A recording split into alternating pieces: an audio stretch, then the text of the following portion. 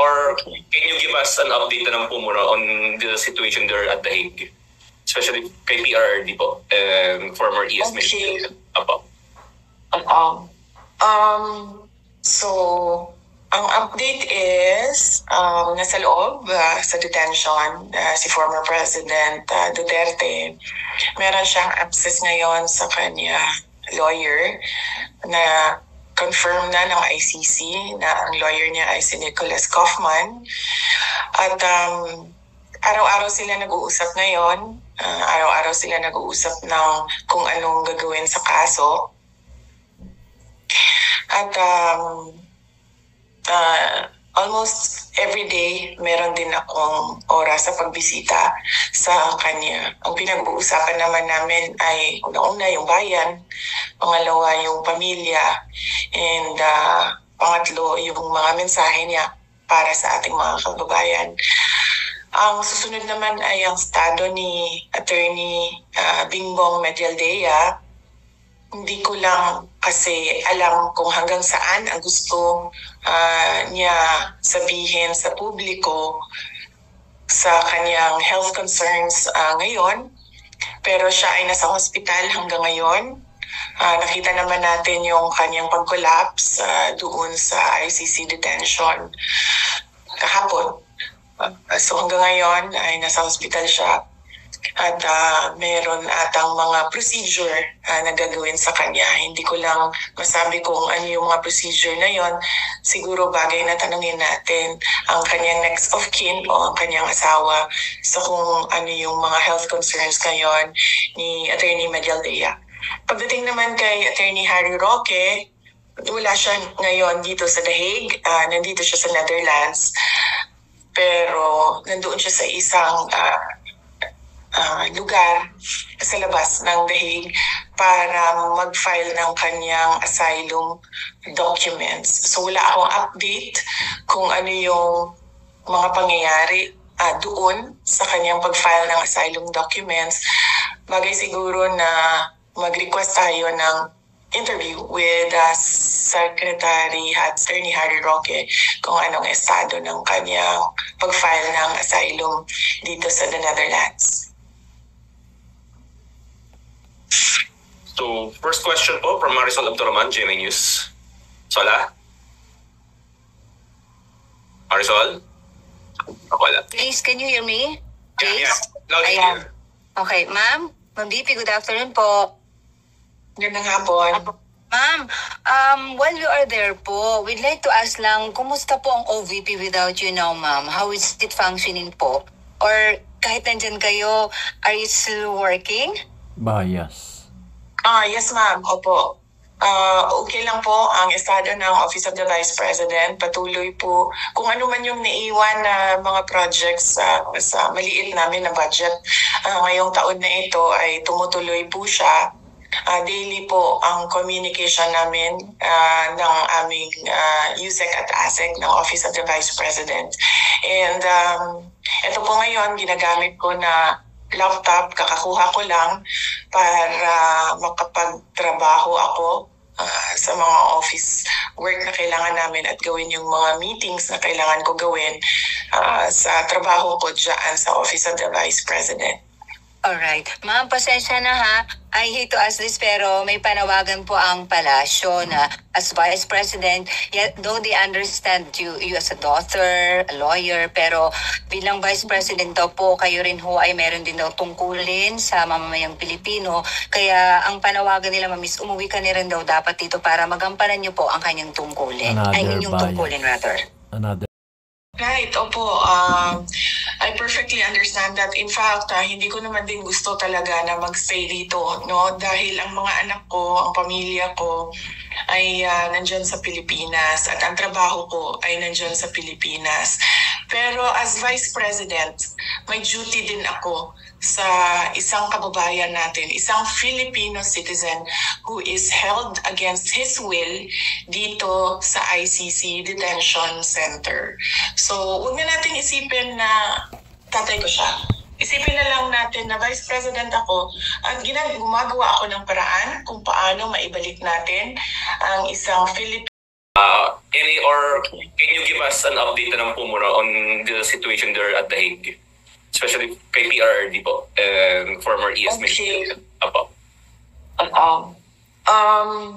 So, ang update is nasa loob sa detention si former President Duterte.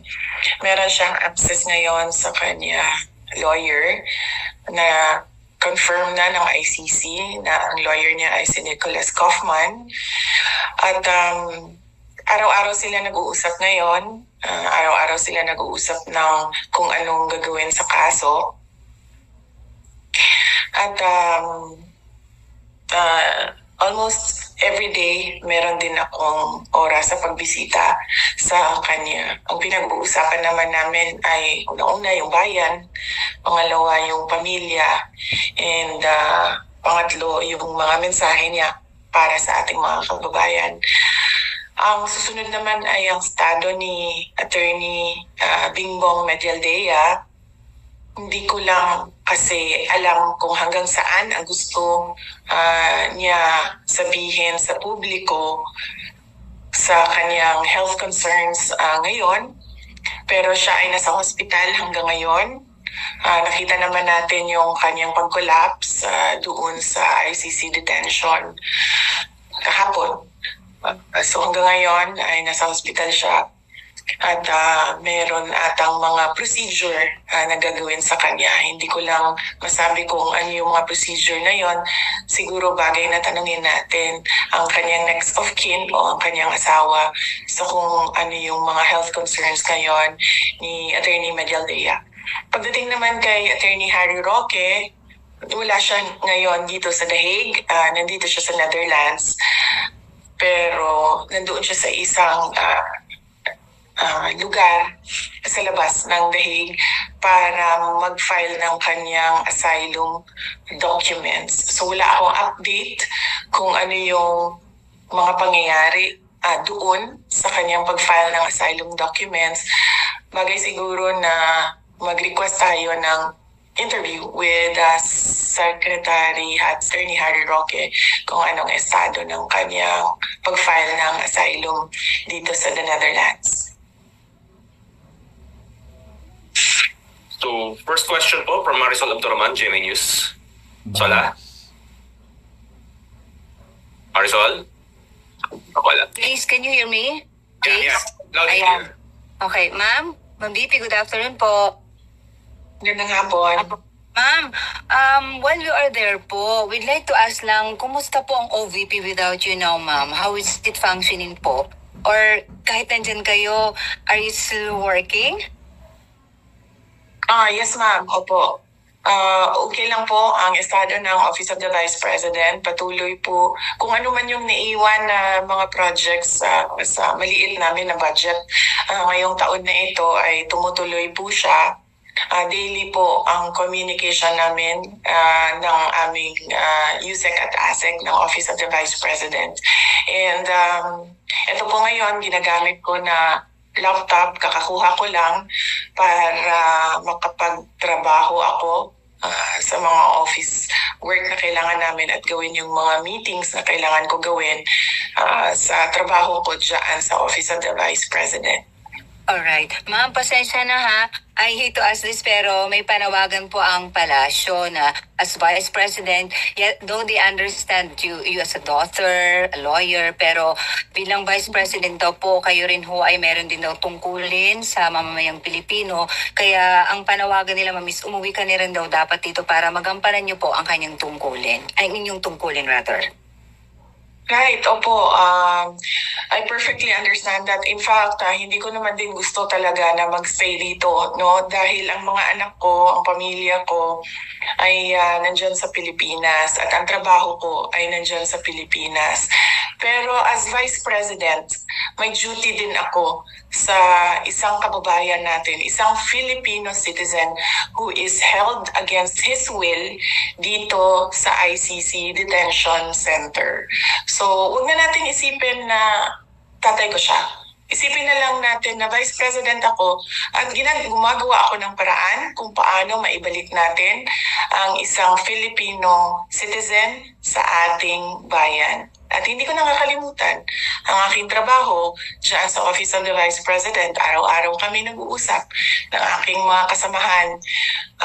Iilan na lang naman po ang naiwan na projects dahil approximately 700 million yung budget namin dyan. At yung projects namin, karamihan ay magdidepende sa end of school year ng mga kabataan dahil nakatutok kami sa advokasya namin sa edukasyon. So ang preparations namin ay before magbukas ang bagong school year sa mga GIDA areas ng mga public schools natin. So, yes, multitasking ako. Nandito ako as Vice President, ginagawa ng paraan paano maibalik ang ating dating Pangulo sa ating bayan. Nagtatrabaho ako through our satellite offices, through our central office of the Vice President.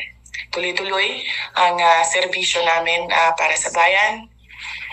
At yes, wala po akong balak na tumira dito sa Netherlands. Hindi ko po gusto tumagal dito. Madami akong kailangan na sikasuhin. Trabaho dito, trabaho dyan sa Pilipinas. At alam ko kung paano magbalanse ng trabaho dahil mas mahirap pa ang trabaho ng isang mayor sa sobrang dami ng issues and concerns ng isang lugar. So marunong na ako bumalanse. Alright, maraming salamat po, VP. Okay, next question, Fred Mendoza, Manila Times. Ma'am, good afternoon po, ma'am. Do you hear me po, ma'am? Yes, I can hear you, Yes, Red. ma'am. Yes, ma'am. 3 questions. Sabay-sabay ko na ito po, ma'am. Ma'am, may estimated date po ba kayo na uuwi kayo sa Pilipinas?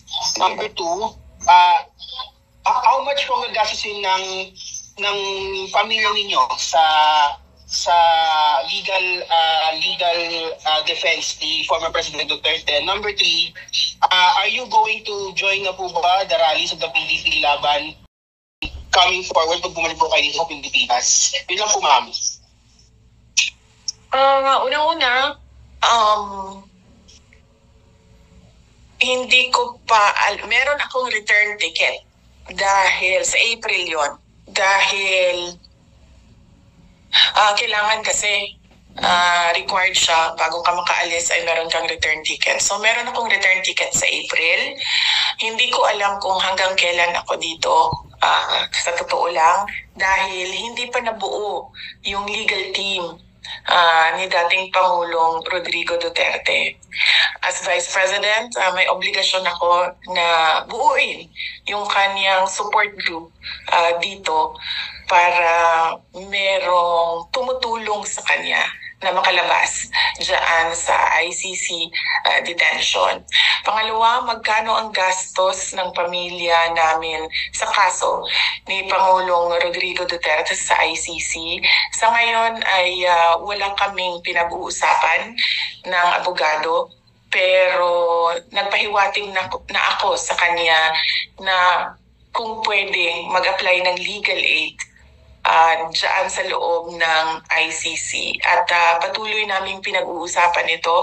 Kahapon may meeting kami, hindi namin na take up ang topic ng budget. Pero alam niya dahil noong isang araw ay sinabihan ko na siya na malaki ang posibilidad na mag-apply kami ng legal aid at hindi ito privately funded case. Ang pangatlo is kung sasali ba ako sa kampanya ng PDP, senator candidates at sa mga guest candidates nila.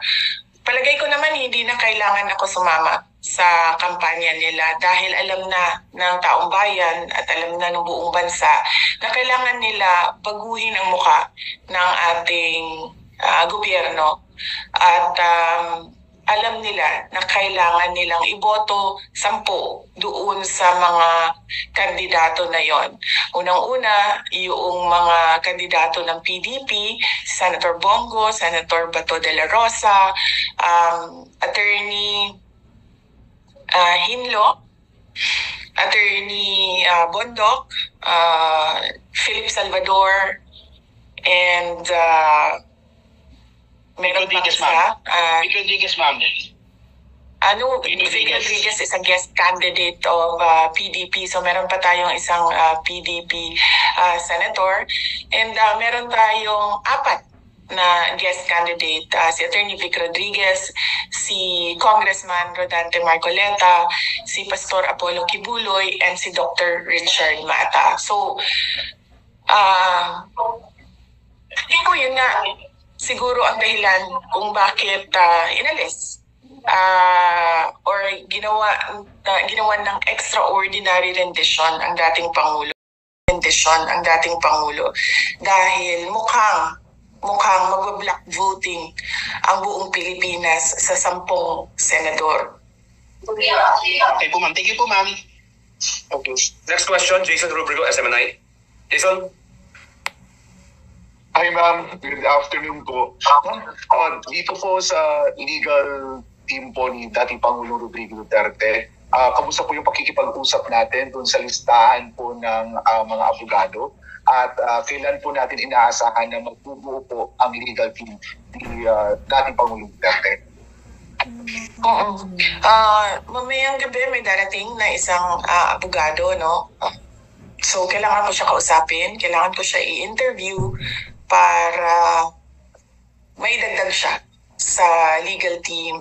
Hindi ko sila papangalanan dahil gusto ko protektahan ang kanilang privacy dahil baka mabombard sila ng kung ano-ano, no, na mga tanong o mga tawag o mga lobbying ng mga iba't ibang grupo, iba't ibang tao. So, hindi ko papangalanan yung ibang miyembro ng legal team. Papangalanan ko lang ang lead counsel natin ay si Nicholas Kaufman.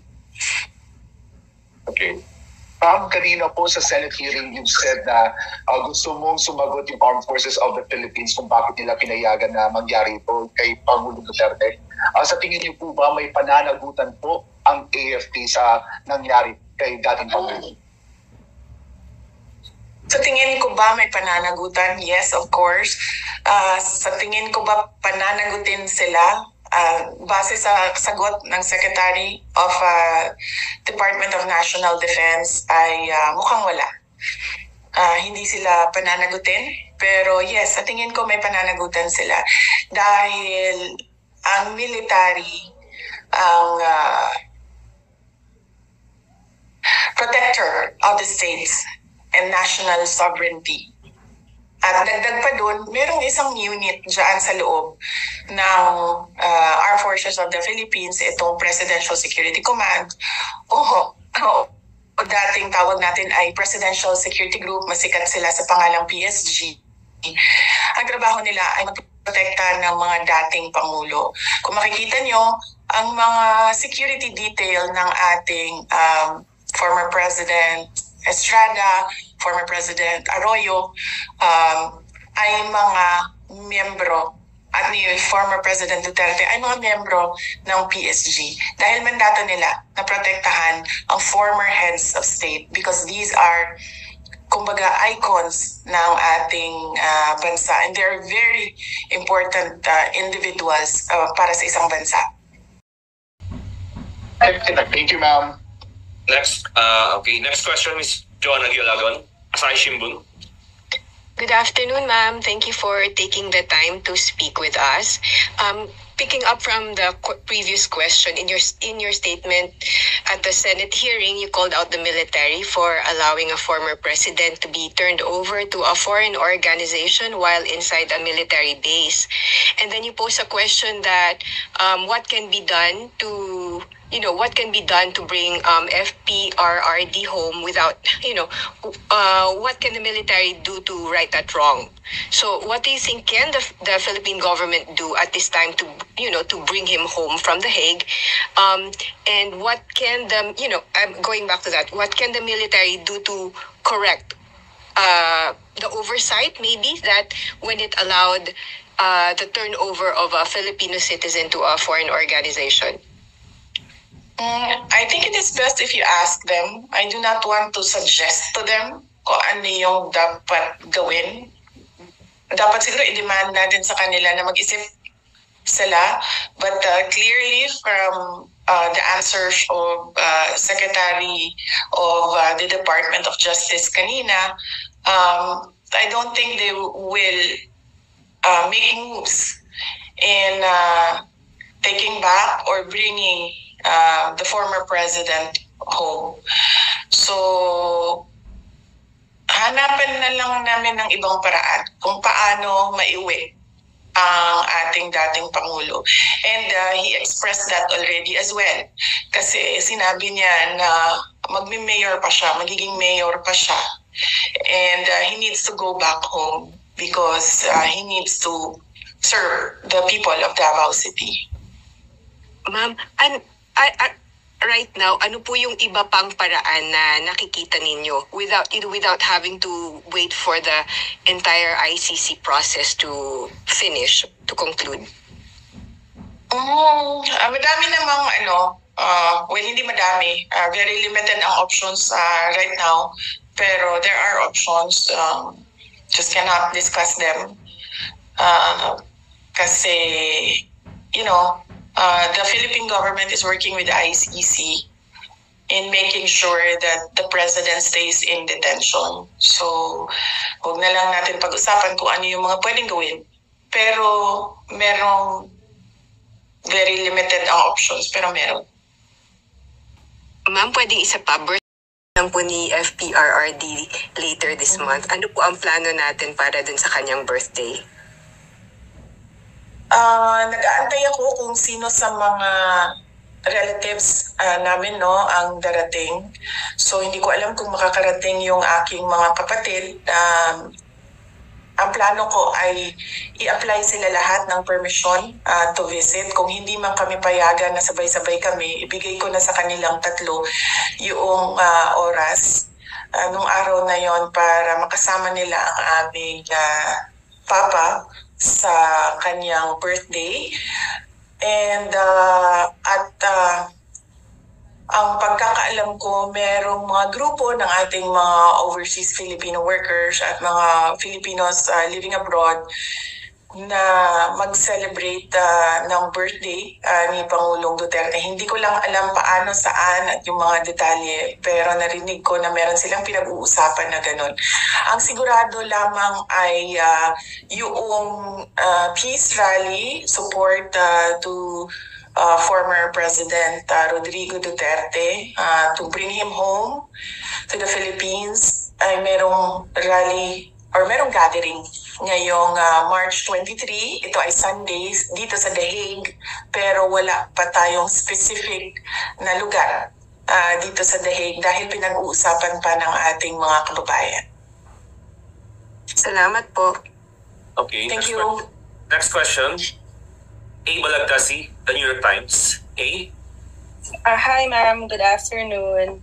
Ma'am, I just want to get your 2 cents, your reaction regarding the recent the Senate hearing. How do you find it? Because I think Senator Bongo earlier said it was too late, the hero.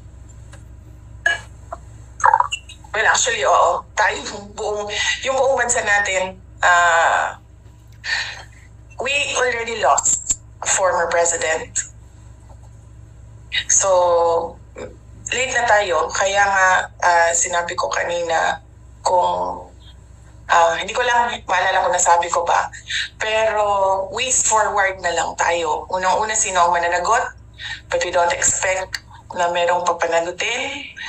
Pangalawa, anong gagawin natin as a country, as a nation, moving forward? May darating na eleksyon.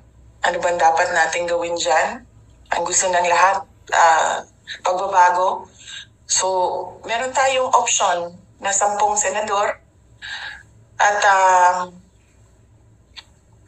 meron pa tayong daming tanong sa nangyari sa ating budget sa ngayon. No? Public funds is expended in a constitutionally infirm document. So, ano bang gagawin ng bansa? Ituloy natin ang demand natin for transparency, accountability, peace and security para sa ating bayan. Yes, thank you, ma'am.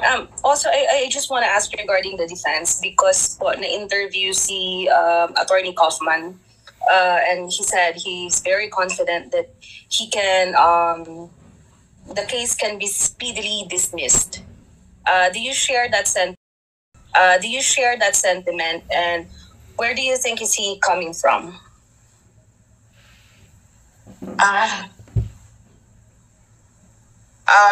It is best if you ask him to elaborate on his answers. Pero alam niya naman, as a relative, no, as a Filipino citizen, matagal na ang isang araw. Matagal na sa atin ang 2 araw. Pero for lawyers, alam mo, meron yan silang sarili nilang mga timelines, no?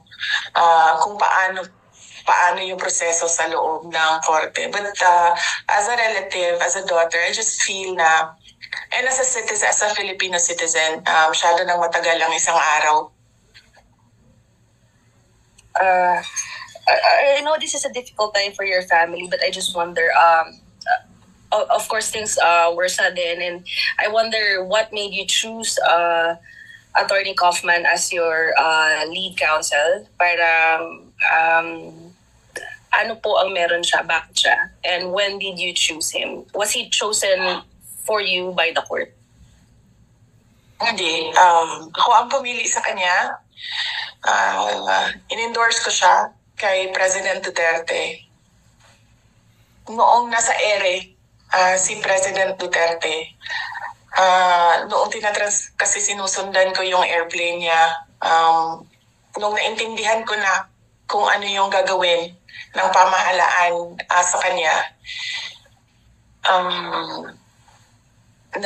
gumawa na ako ng paraan na merong sasalo sa kanya na abogado dito sa The Hague.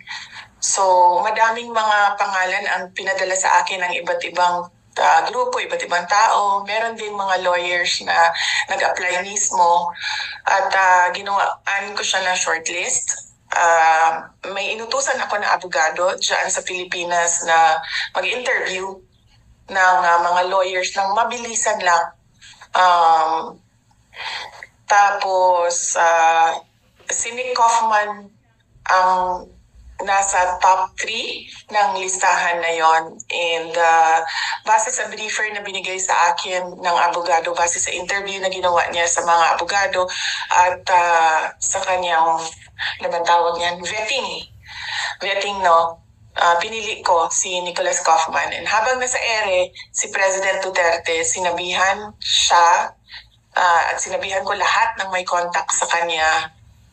Even ako, kasi nakausap ko siya sa telepono, sabihin niya, pagdating niya dito, na si Nicholas Kaufman yung kanyang abogado. Pagdating niya dito, nakasulat sa papel din ang pangalan ni Attorney Salvador Mediadleya at siya yung unang nirecognize ng ICC na abogado, kaya siya yung nandoon sa initial appearance. Pero nakikita ko na medyo hirap si Attorney Medialdea dito kaparte ng kanyang kalusugan. Ilang beses ko siya sinabihan dahil nag-meeting kami dito. Ilang beses ko siya sinabihan na pumunta kami sa hospital dahil pangalawang nakikita ko yung hirap siya sa paghinga, hirap siya sa mukha siyang stress na masyado na dahil sa edad niya siguro. Sinabihan ko siya magpa-hospital kami, pero umaayaw siya dahil nga tumutulong siya kay dating Pangulong Duterte. At yun nga, inabutan na siya ng pangalawang collapse niya doon sa detention center. At ngayon ay hindi na siya pinapalabas ng doktor sa hospital. Kaya malamang ang magiging desisyon din niya ay mag-withdraw dahil kailangan niya tutukan ang kanyang kalusugan.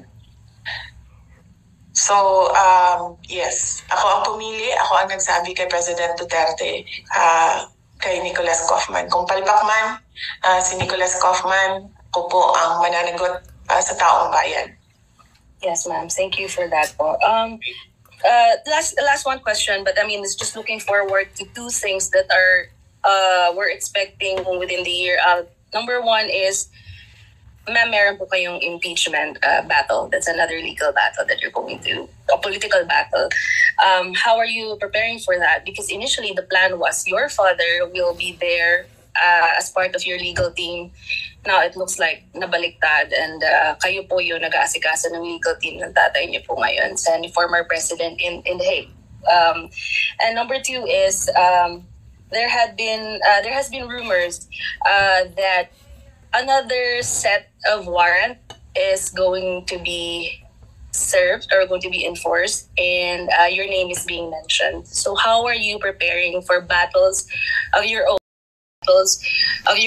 when you are, as it is, taking care of your dad? Yes. So, with regard to my impeachment, we already set up the legal team for that as early as 2023, when, as I said, Representative Castro announced that there are impeachment talks inside the House of Representatives. So, fortunately, that team is not involved in the ICC case of support group of lawyers for the ICC case of President Duterte, so that they can focus on my impeachment case. As we speak, they are preparing witnesses, and they are preparing answers to the articles of impeachment, and they will work on that, and they will deal with that impeachment case for me. So the other question is, it will not matter if President Duterte is not anymore in the legal team, because there are other lawyers there as well working on the impeachment case. The other question, sorry, I forgot. I missed meron po kasing rumors, ma'am, na may another set of arrest warrant na i-enforce po sa Philippines, and napapangalanan po kayo doon. So, how are you taking that po? Okay. Well, depende. Kung lumabas yung warrant na nandito ako sa The Hague, I will surely talk to another lawyer na para sa akin naman, what are my options legally. Kung ang warrant naman ay dumating na nandyan ako sa Pilipinas, tingnan natin kung anong gagawin ng gobyerno sa akin. From one last question, I don't want to sound cheesy, but it has been a heavy week. And I think my last question would be, how are you? I'm okay. Surprisingly, I'm okay. Wala naman akong nararamdaman na wala akong nararamdaman. So on that point, I don't think I'm okay. Wala akong nakatulog naman ako maayos. Siguro dahil sa pagod nung isang buong araw ng meetings dito. At meron akong saktong tulog, meron akong saktong kain. Ang worry ko lang is yung mga anak ko, dahil hindi talaga yan sila sanay na wala ako. Nasanay kasi sila, lumaki kasi sila na katabi ko yan sila sa tulog. At ngayon, yung youngest na anak ko, yan yung katabi ko sa tulog. So, yan yung worry ko, yung aking mga anak. Dahil nawalan sila ng nanay, yan yung hindi ko kasi magawa remotely, yung pagiging nanay. Pero yung trabaho dito at trabaho dyan sa Pilipinas, kung saan man ako, ay magawa ko siya remotely. So, as long as merong mga teams, designated teams na in charge doon. Like say for example, sa OVP, may team doon. Sa impeachment case ko, may team doon. Pagdating naman dito sa ICC case ni Pangulong Duterte, may team dito. Kaya ko siya gawin kahit saan man ako sa mundo. Ang hindi ko magawa is maging nanay remotely sa aking mga anak dahil nasanay sila na nandyan ako lagi. Nawala ng kausap yung aking eldest na anak dahil nasanay din yun na kausap niya ako lagi sa mga nararamdaman niya, anong nangyari sa paaralan, ganon.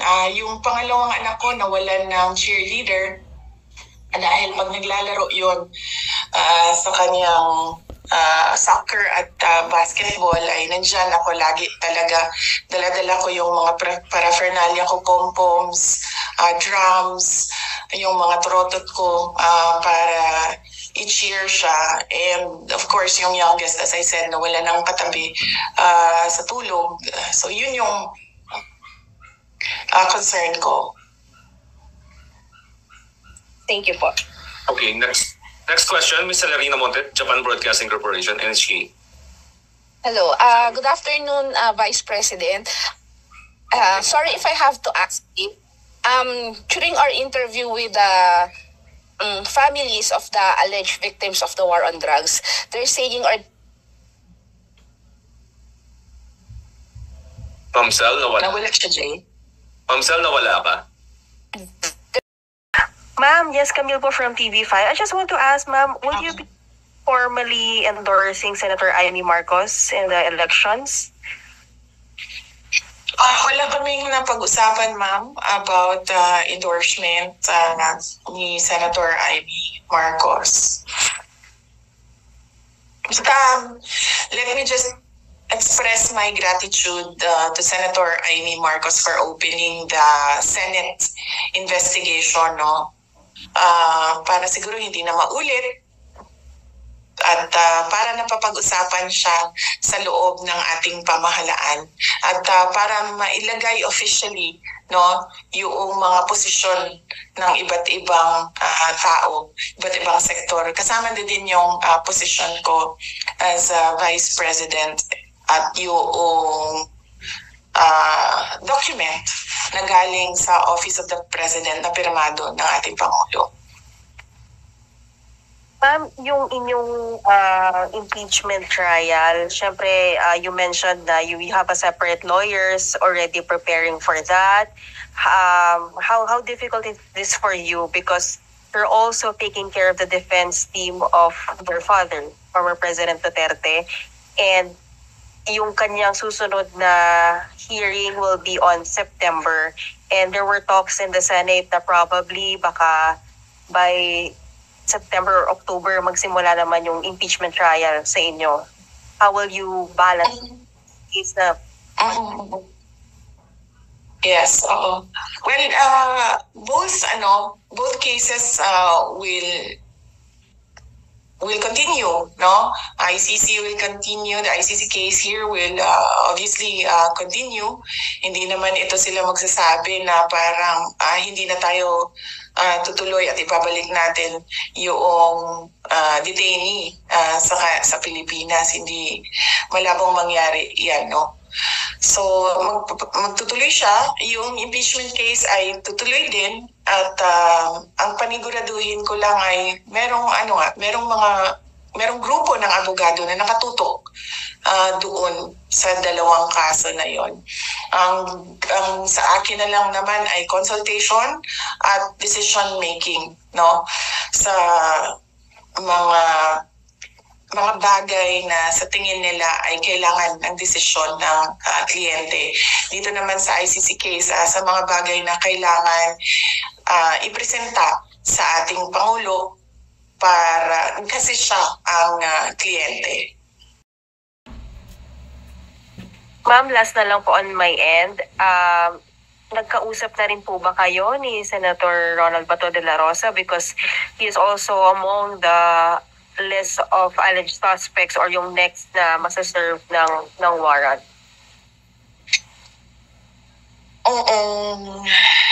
Hindi pa kami nagkausap ni Senator Bato de la Rosa. Mag-ingat siya at lahat ng mga nandoon na mga complaints na mga former police, PNP personnel, officers, mag-ingat sila dahil kung meron mang sinasabi na merong warrant, ay malamang merong warrant yan dahil nakita natin na meron ngang warrant of arrest dito kay Pangulong Duterte. Ang sa akin lang din, na observation pa, noong nakaupo ako doon sa gallery ng ICC at nakikinig sa initial appearance ni Pangulong Duterte, a total of 43 cases na saan na ang libo-libo na mga kaso na sinasabi ng ating mga complainants na crimes against humanity. 43 murder cases. Hindi ko dinidiscount yung 43 na sinasabi nila allegedly na namatay Pero crimes against humanity is a serious accusation na lagi nilang paulit-ulit na sinasabi 6,000, 9,000, 10,000, 40,000, 50,000 ang mga namatay. And they cannot even come up with 100 names ng mga namatay ng supposed war on drugs, which amounts to crimes against humanity. Alam mo, nahihiya ako as a Filipino citizen ngayon Nagiging, katatawanan tayo ng buong mundo na merong isang bansa na binibigay ang kanyang citizen sa isang foreign jurisdiction, foreign organization. Hindi ginagawa yan ng mga bansa. In fact, tayo nga sa loob ng Pilipinas, every time may OFW na convicted abroad, ginagawa natin ng paraan na magkaroon siya ng pardon para maibalik siya sa Pilipinas. Ito sa atin ngayon ay kabaliktaran. Akusado lang ng 43 cases, 43 counts of murder na binigay natin sa isang foreign jurisdiction without any legal basis at all. Nahihiya ako humarap sa buong mundo na ganito mag-isip ang ibang mga kasamahan natin dyan sa bayan, ibang mga Pilipino. Muna, Mads Villar, na 25. Question. Hi, good afternoon, VP. Mm. Ma'am, how is the health po of former President Duterte now? He's doing okay. Hindi ko nakakausap yung Ma'am, sorry if I doktor have niya to ask dahil- this. Clear na po, malinaw. Wait lang, Mads. Patapusin mo muna si Miss Michelle, patapusin mo muna si Miss Mads. Then may answer din si VP kay Mads. Ma'am, go ahead. Hindi ko nakakausap yung kanyang doktor sa loob dahil may proseso din sila sa loob kung paano mo kausapin ang doktor, no? Dumadaan ako sa lawyer kapag meron akong mga tanong at ginagawa naman ng paraan ng abogado doon sa loob para makuha yung mga records, health records ng ating dating Pangulong Duterte. Personally, kapag nandoon ako, okay naman siya. Tinatanong ko siya kung meron siyang nararamdaman. Sinabi niya, ang nararamdaman ko ay natural sa isang matanda na tao, no? Masakit yung utuhod, masakit yung likod. Meron siyang nararamdaman na sa lamig, ba? So, nahihirapan siya mag-acclimatize. Kaya lagi siyang balot na balot. So far, wala siyang gana masyado kumain. Sinasabi niya, nag-request siya ng gatas at prutas at pinaabot namin yon sa kanyang doktor na yung request. Yun lang. And dati pa naman natin alam, no, na medyo mahina na yung pandinig ni Pangulong Duterte dahil din sa kanyang edad at medyo mahina na rin yung mata niya dahil din sa edad. So, nothing, I don't see any serious health problems at the moment sa kanya. All that I see are yung dala ng katandaan. Yes, ma'am. Ma'am, may panawagan po ba kayo or message sa supporters po ni former President? Yes, opo. Unang-una, i-demand natin na may managot sa nangyari sa ating bayan, na nawalan tayo ng former president.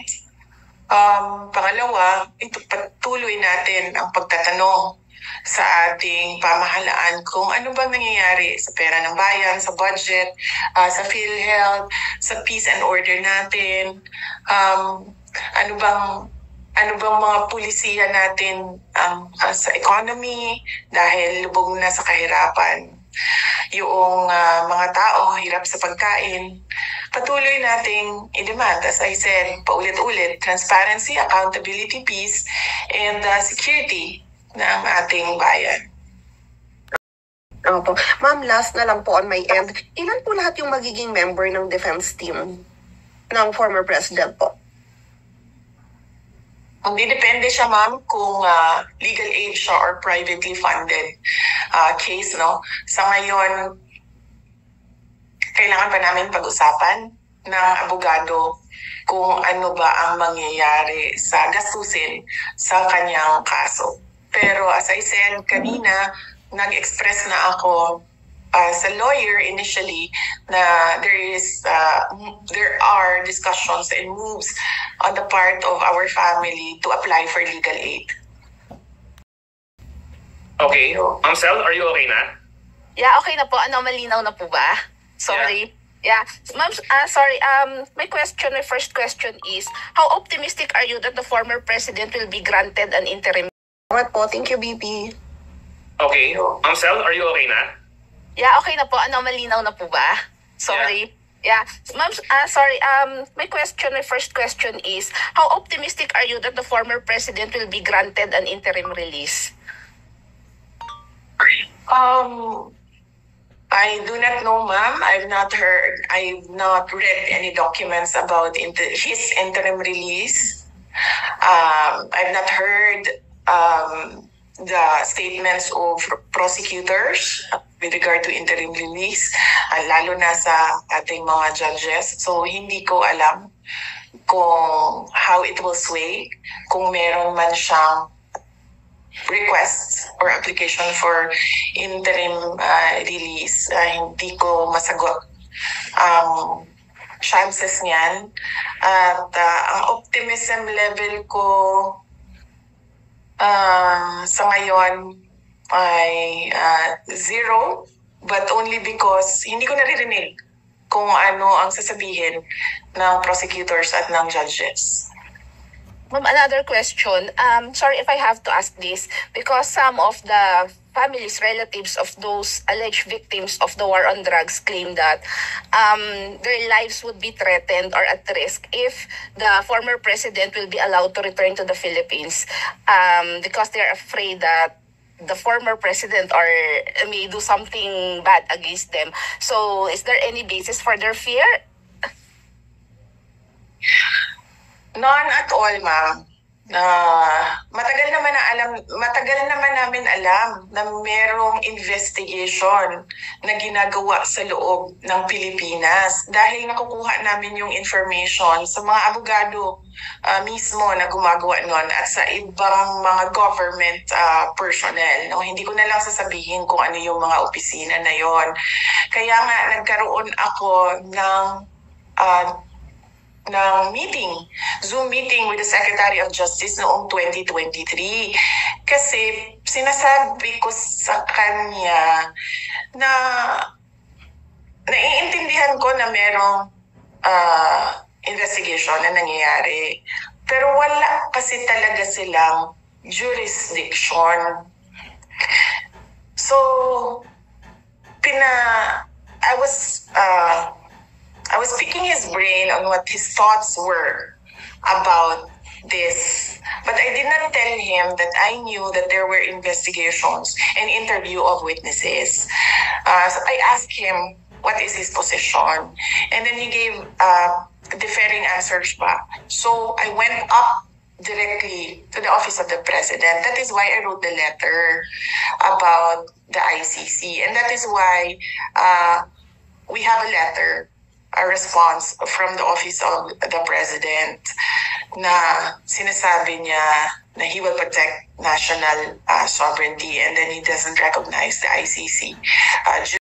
Will protect national sovereignty and then he doesn't recognize the ICC jurisdiction dyan sa ating bayan. So yun. So do you believe on the reasoning of the president that he's just honoring the agreement with the Interpol, or it's just like a lame excuse to surrender the former president to the ICC? Wala naman tayong obligation na mag-cooperate sa Interpol, ma'am, kasi yung ICC warrant, yung warrant na hawak ng Interpol is an ICC warrant. So hindi mo naman, you cannot just take one and leave the other because the Interpol was holding an ICC warrant. So naturally, cooperating with the Interpol is cooperating with the ICC. I think klaro naman na talaga yon, no, sa atin lahat, na yung pamahalaan talaga natin ang naghatid na sa ating Pangulo doon sa dito sa The Hague, sa ICC. Pambalikan ko lang yung concern ng mga family members ng mga victims. Nakita niyo po ba si Pangulong Duterte? Alam na namin, 'di ba, na nag-iimbestiga, nag-i-interview ng witnesses. Alam namin kung sino, alam namin kung saan, pero wala siyang ginawa. Talaga, pinabayaan niya because he was of the belief that as a Filipino citizen, the government will not cooperate once there is a formal investigation that will happen inside the Philippines or once there is a warrant of arrest. So wala talaga siyang ginawa sa mga witnesses, sa mga family members. Pangalawa, nakita niyo, kailangan siya itulak ng mga pulis para gumalaw. At kailangan siya itulak akyat ng eroplano. So, wala na siya physically magagawa sa mga family members at sa mga witnesses. Pwede ba siya mag-utos ng mga tao na, on my behalf, gawin ito, gawin niyo yan? Pwede siguro, pero hindi niya ginawa noon. Ngayon pa ba niya gagawin? Diba? Na nandiyan na siya. And meron ng protection yung mga family members. Meron na silang protection ng ICC at meron silang protection ng Philippine government. Their fears are unfounded and hindi ganyan ang tatay ko. Kung ano man yung kailangan niya sasagutin niya yan. Pero hindi siya magtatamper ng evidence. Kasi unang-una, wala naman talagang ebidensya. Hindi ko alam paano umabot ito sa isang kaso. At hindi siya makikialam sa witnesses dahil isa siyang prosecutor noon. At alam niya kung ano ang violation niya as a lawyer kung nagtatamper ka ng evidence at nakikialam ka ng witnesses. So, unfounded yung fears, walang basihan. Sinasabi lang nila siguro yan para, I don't know, huwag pabalikin ang Pangulo sa ating bansa. Bakit ayaw nila pabalikin? Well, meron silang mga, they are in collusion with individuals, both in the government and outside of, from the private sector. They are in collusion with organizations who are against the former president because of his policies. Noong siya ay Pangulo, they are in collusion with people who want to stay in power, with people who want to totally erase political opposition, who want to question the acts of government. So, sa tingin ko yan eh.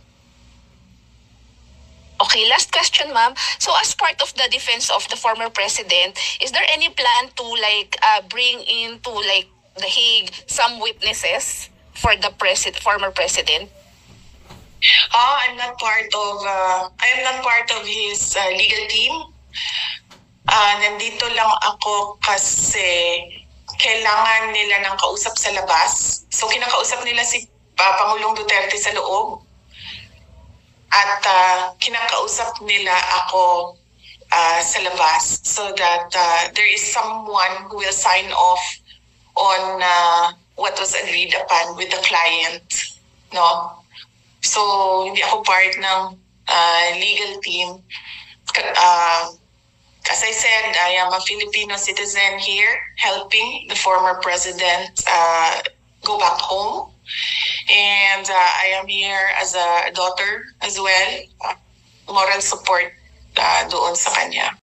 Miss Adra, RMN News, then followed by Glenn Wego, Super Radio. Good afternoon po, VP. Ma'am, ask ko lang po, meron kasi mga report na peke yung ibang EJK victims sa kapisanan ng mga broadcaster na Pilipinas sa forum po the other day. Hindi naman ito dininay ni Attorney Claire Castro at ang parang sinisipa niya yung isang media na nagtanong sa kanya na alam mo naman palang kapitbahay mo yung isa at hindi pala totoong EJK victim. Bakit hindi mo isinulat ng tama? Bakit hindi mo itinama yung isinulat mo? So kayo po, anong masasabi niyo po dito sa mga sinasabing peke nga EJK victims? Nasabi ko nga ako, ma'am, thank you. Nasabi ko nga kanina, ma'am, no, hindi ko alam paano umabot ito sa isang kaso. Wala talaga silang ebidensya at all for murder or crimes against humanity. Hindi ko alam. It baffles me. Really, truly. How this has happened, no? So, kasali na din siguro dyan, ma'am, yung mga peking supposedly victims, no? Kasali na yan dyan. Kasi ito lahat ay gawa lamang unang-una ni Senator Trillanes noon. At syempre nakakuha siya ng, ano bang tawag niyan? Kakampi o kaalyado sa loob ng pamahalaan. So, yun. Raymond Antonio, Manila Bulletin, last question, then we're wrap up. VP, good afternoon. Senator De La Rosa admitted having an ill feeling towards National Security Advisor Eduardo Año following the arrest of your father, the former president. How about you, VP? What do you feel right now, given that Año was one of your father's men and member of his cabinet?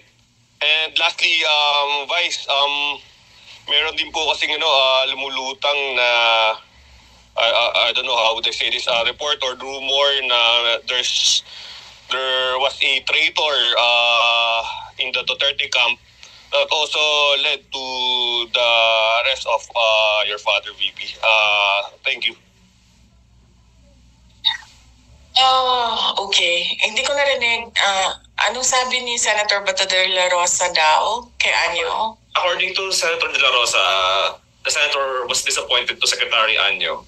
He felt betrayed, knowing na Secretary Año previously worked as PRRD's former AFP Chief of Staff and DILG Secretary then.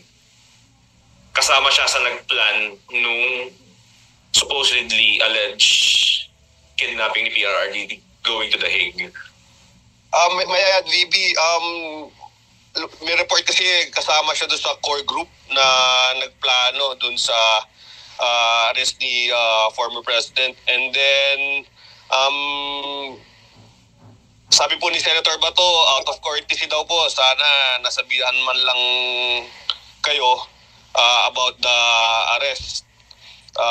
That's it, VP. Thank you. Oh, okay. Alam mo, tinanong na rin ako kanina, di ba, how I sabi ko, kanina wala akong nararamdaman. Sa totoo lang, wala talaga akong nararamdaman. Hindi ako galit, hindi ako disappointed. Nothing at all. Kasi, pointless naman na mag-harbor ako ng feelings about what happened. Hindi na siya maibabalik. Hindi na mababalik si Pangulong Duterte sa Pilipinas.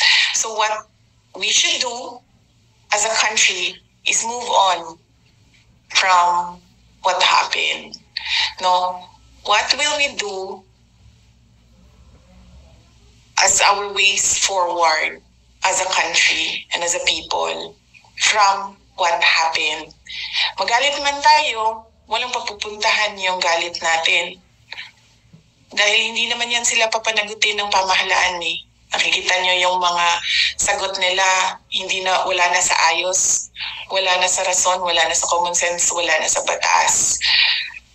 Pero walang magagawa laban sa kanila. So we should move forward from what happened, and the country should decide, the people should decide saan ba tayo papunta base sa nangyari. Kung meron bang traitor doon sa loob ng grupo na nag-usap sa Hong Kong, nandun ako sa kwarto sa mga meeting with former President Duterte. Hindi ko matawag siguro na traitor, pero sigurado ako sa dami ng tao doon sa loob ng kwarto na yun, ay meron talagang nagsasabi kung ano ang pinag-uusapan doon sa loob. Kung kanino nila sinasabi, hindi ko alam. Pero kung sino ba ang nagsabi na may traitor? So malamang kung yung nagsabi na may traitor doon sa loob, malamang siya yung kausap noong tao na nandoon sa loob sa kwarto sa Hong Kong. Klaruhin ko lang na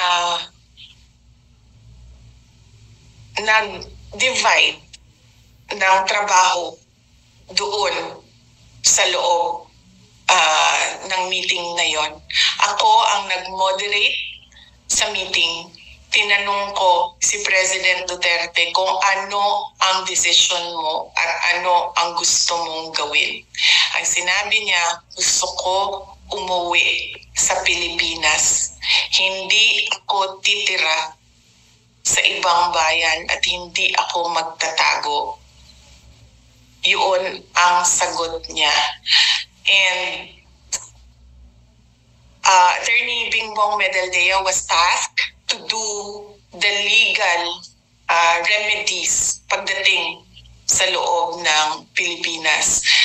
Ang desisyon na agahan yung flight, ang flight nila ay alas 4, ang desisyon na agahan yung flight ay galing kay Pangulong Duterte dahil ini-expect niya dadalhin siya sa korte. Kasi yun ang dapat na ginawa doon sa arrest warrant. Kung may traitor man, malamang dahil merong nagsabi merong traitor, traitor siya siguro sa information at binigay niya doon sa kabila. But I don't think meron siyang binigay na information na valuable din sa Philippine National Police dahil alam naman ng lahat at hindi tinago na uuwi si Pangulong Duterte at kung anong oras siya uuwi sa Pilipinas. At ang desisyon na umuwi ay sa kanya. Sabi niya hindi siya magtatago. Uuwi siya ng bayan niya.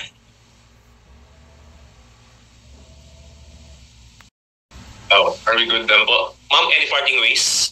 Any parting statement po, ma'am?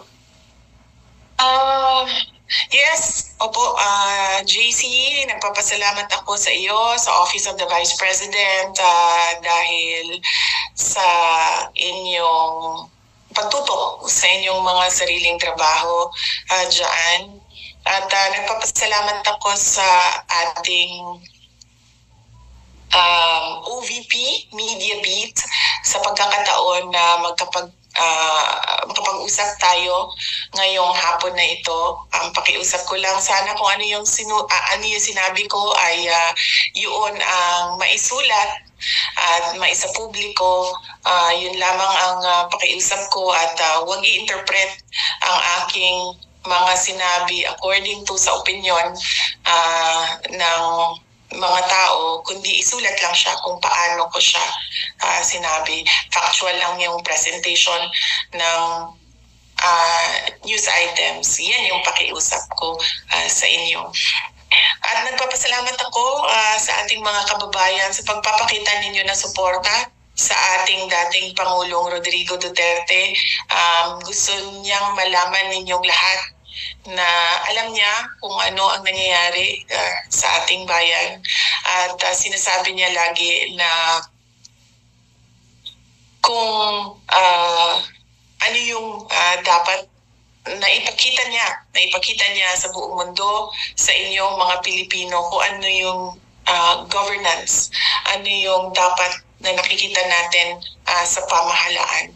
At yun ang i-demand natin lagi sa ating mga opisyal ng gobyerno. Ulitin ko, aking pagpapasalamat sa inyong lahat. Magandang hapon po.